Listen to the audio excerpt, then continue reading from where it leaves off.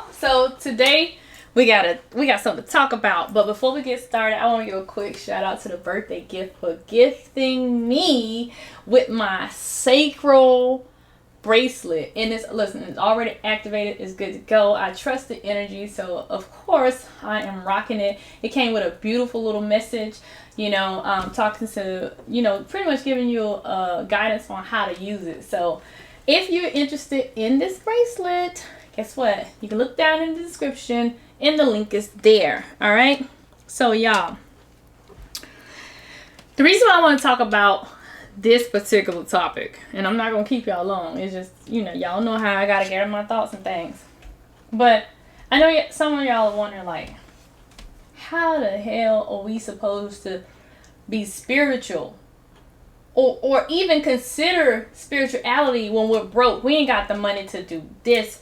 We ain't got the money to do that. We barely make it ends meet, yada, yada, yada. And you talking about manifest this and manifest that. But I'm in a position to where manifestation is the last thing on my mind because I'm worried about feeding my kids. Listen, y'all. This is what is going to boil down to.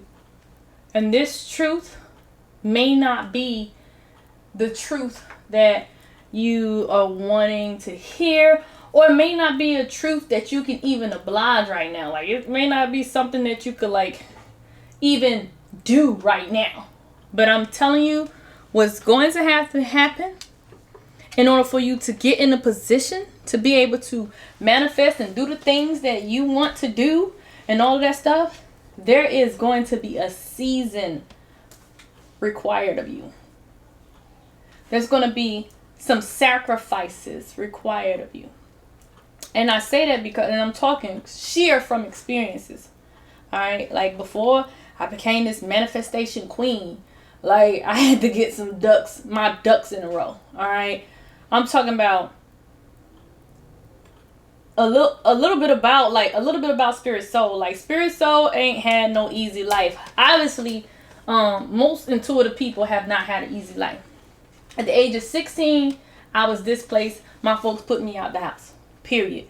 And they didn't put me out the house for no good reason. They put me out the house because I was always at a space where I felt like I needed more.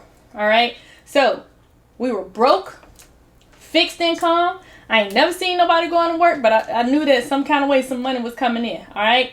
And now listen, as a child, like as a 16-year-old, I had in my mind, like, I cannot repeat this. I have to be better than this situation. You know what I'm saying? And so I went and I joined the military. But even then, right?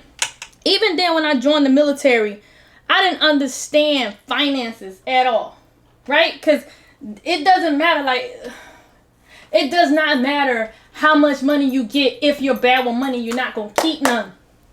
You can get $1 million a day and be broke next week because you don't understand finances and you're not going to be able to keep it. Right. So it's some disciplines that's going to have to set in, because let me tell y'all, even at a point where I was making $60K a year, not a month. I wish the military was giving $60K a month, but $60K a year, I still had a broke mindset. I still had broke habits. All right. And I still did broke people stuff. You know what I'm saying? I would pay my rent and go get me a 28-inch bundles. You know what I'm saying? Before I even paid the lights. My lights was prepaid. Like, type of stuff like that. Like, them type of choices I was making. I was making choices that weren't conducive. But it's not that I didn't want to make better choices. It's just that I did not know how to make better choices for myself, because I did not have the know-how. I did not have the financial intellect to do that. You know what I'm saying?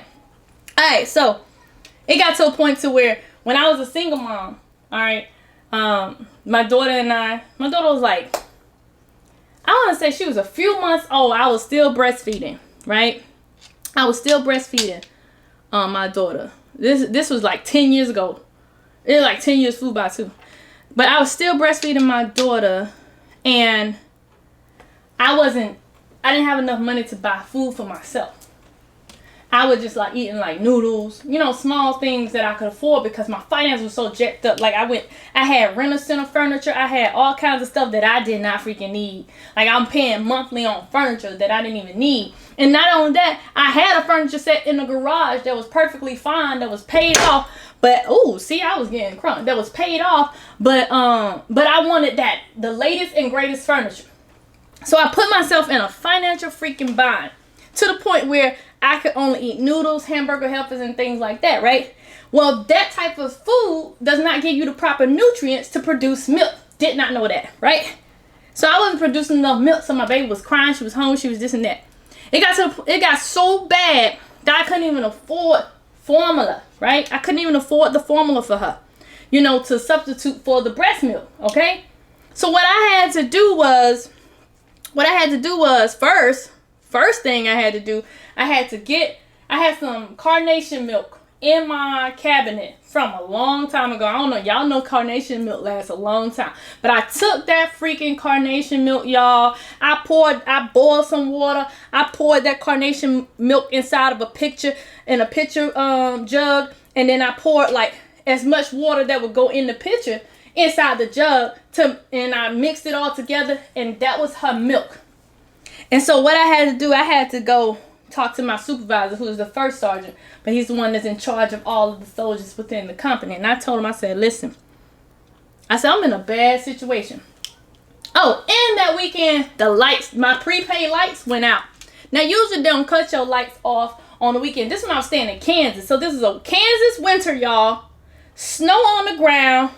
Me, my daughter, and the dog wrapped up in a blanket because ain't no heat. Because I ran out of money on my prepaid heat. And I had no way, y'all, I don't even think I had $5 in my account to just put $5 on it until I got paid again.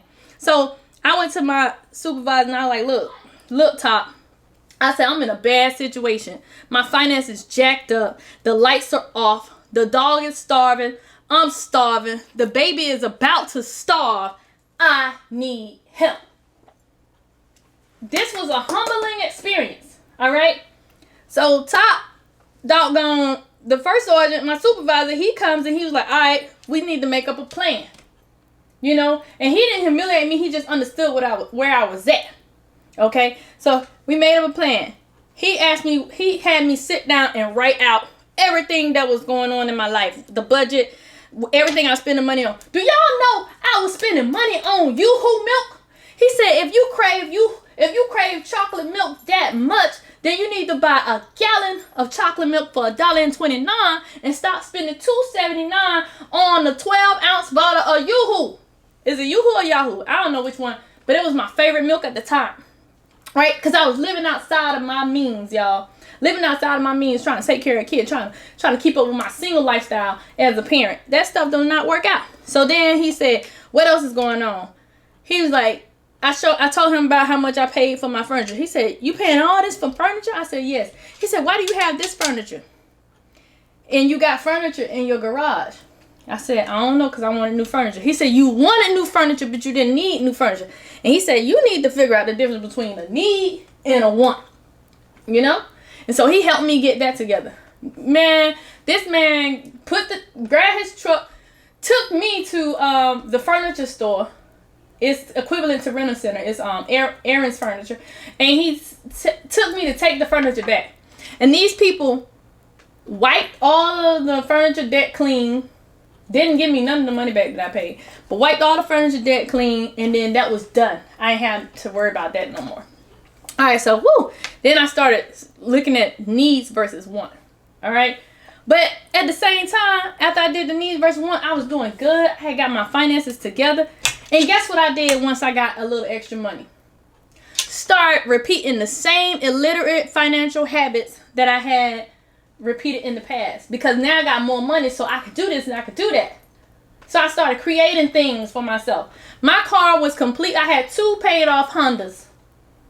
I went and bought, with my jacked up credit, y'all, I went and bought a dang brand new Chevy, right? And I'm about to be ashamed to say this. Now, she about 3 years old right here. I went and bought a brand new Chevy at an 18% interest rate, y'all. 18% interest rate. And this dealer got me, y'all. This dealer got me, y'all. They got me, man. They had me thinking I was riding around in a luxury vehicle. And I sold my 2 Hondas. My 2 perfectly working Hondas. Paid off. One of them I had replaced the engine in it for less than $500. Did I or did I not screw myself up? Still making these financial illiterate mistakes. Like, it was crazy. So I ended up moving to Texas. And when I got to Texas, I ended up deploying, came back. I was still making, after I had saved all this money, I was still making financial illiterate mistakes, which is why I say it don't matter how much money you get if you don't understand finances. If you're not willing to take that season in your finances, you can have all the money in the world and still be broke. That's why you see these people that winning the lottery going broke. You be like, oh, they won the lottery. How the hell they broke? Oh, they got what you call that thing? They got the insurance policy. How they broke when they got all that insurance money? Because they don't understand finances. All right. And so this is when I met my husband after I came back from Afghanistan, and I was at the dealership, y'all. Now, this car is paid off. This Chevy now. I done paid this Chevy, y'all, and the 18% interest. So that means I paid $19,000, not $19,000. I paid $9,000 more for the car than the car was worth. Now, let me tell y'all something about new cars. When you drive off the lot, the value of the car depreciates. So that's why you don't even need to buy a new car. All right? Because by the time that car was only 2 years old, okay? And that car, the trade-in value of that car, that car was $15,000 when I got it, plus an additional $9,000 in interest. And then when it was time to trade it in, the car was only worth $4,000. And that was when I was trying to trade it in 2014. Now, when I tried to trade it in 2017, oh, that thing was only worth $1,000. So I just decided to keep that car, right? But anyway, go back to that story. I was at the dealership. My husband, he and I was friends at the time. And I was like, yeah, I'm at the BMW dealership. They about to give me this Beamer at a 5% interest. That's the best interest I've ever had. And it's only going to be $450 a month or something like that. And he said, don't get that car. And I was like, what? This car, all y'all driving Beamers, I want a Beamer too. He said, then do something. He told me, then go out, work your business to the point to where the business pays for the Beamer. That's what he said. And I left that lot. I did not get the car. They tried. They talked to me for like an hour trying to talk me into it. They were like, why you listen? You know, this person, I know that's your friend and all that, but this is like the best deal that you can get with your credit. And I was like, no, I'm good. I ain't gonna get it. And y'all know what I did? I went and I worked my business until my business paid for the Beamer. It took me 3 years from that day, y'all, to get the Beamer that I wanted. All right? And that's how I got the X5. 3 years. I took a season for 3 years. But I've been on this financial path for 10 years.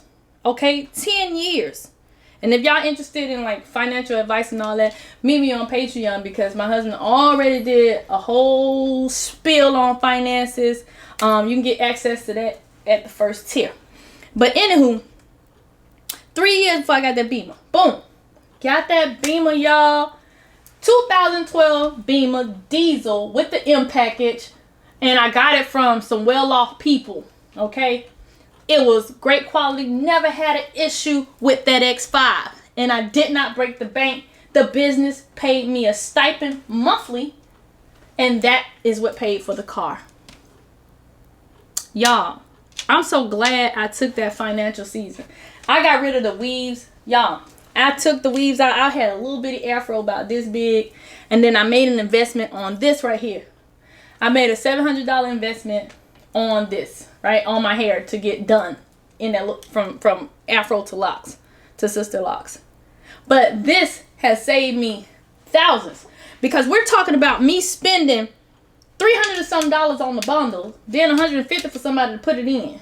Okay, so that's $400 a month. So we're talking about multiply 400. I wish I had my phone right here. Multiply $450 a month times 12. That is too much money going down the drain for some hair. Then I had to get the eyelashes, which was $110. So we got $110 times 12. So we talk about we giving up over $1,200, $1,300 a month. I mean, $1,300 for the year in fake eyelashes, when I could get a $7 bottle of castor oil and grow my own. Okay, on like this, made this one investment, and now my hair is grown and it's gonna continue to grow, right? Okay, so it's just all the stuff that I was wasting my money on. All right, so in that time when I was broke, I couldn't think about spirituality. I had to push that thing off, because there was no way that my mind could focus on being spiritual and being broke at the same time. All right. So in order to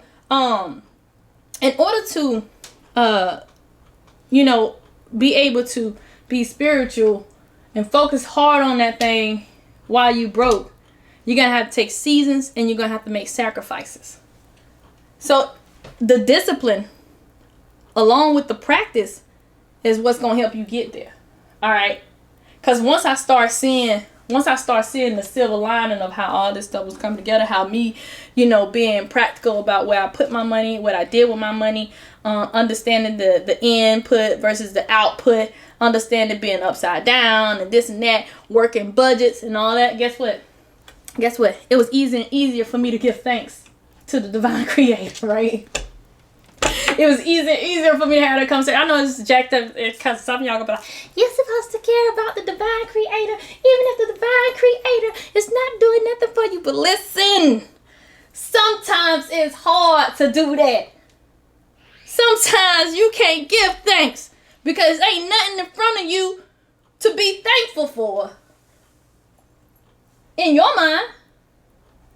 So that's what made it easier, because I took that season and I started seeing the things working out, and my kid was happy. The first time I took y'all, I was able to take my kid to Disney World within the second year of my season. So I told you I took that season, a 3-year season, but it was a whole 10-year stint.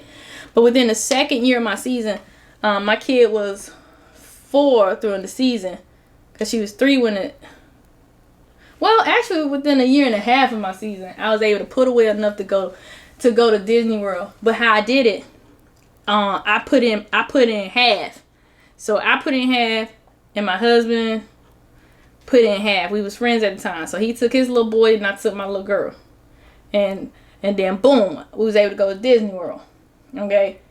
And so then I was like, dang, every year I wanna be able to make sure my daughter go on the trip. So every year I strategically planned my year out and what I was gonna spend my money on, and if I need to go over the budget, but going over the budget was definitely an emergency. If I went over the budget, it had to be a definite need. Like, no sugarcoating it, and so every year, now my kids are 13, 10, and 2 years old. Every year, the kids went on 3 vacations a year after the season. All right? Even the baby is 2. The baby has been to 4 different countries. He's a baby. Okay? He got passport stamps, y'all. When he was 3 months, he was in Jamaica. Okay? So this is the type of stuff I'm talking about. So that's why I say you got to be patient. You're not going to be the master guru spiritualist and have it all together overnight, because it's going to take time. I know there's a long talk, y'all. But I just be having to let y'all know that it wasn't all peaches and cream. We didn't have the house that we wanted initially. All right? I was paying rent initially. Now I'm a homeowner. Homes owner. However you say it. All right. I was paying a note initially. Now I own 4 cars. All of them. Titles on all of them. So it's going to take time, but you're just going to have to be willing to take that sacrifice. But if y'all want more information on this, again, meet me on Patreon. All right, we have discussions like this on Anonymous Corner. With this whole spirituality thing, it's mind, body, and spirit. But you have to clear that mind up before you can even get to the spirit, before you even think about the body. Okay? So if y'all want more content like this, or more information on stuff like this, it's all on Patreon. All y'all gotta do is meet me there. I hope y'all appreciate this little talk. Peace. I love y'all, and I holla at you.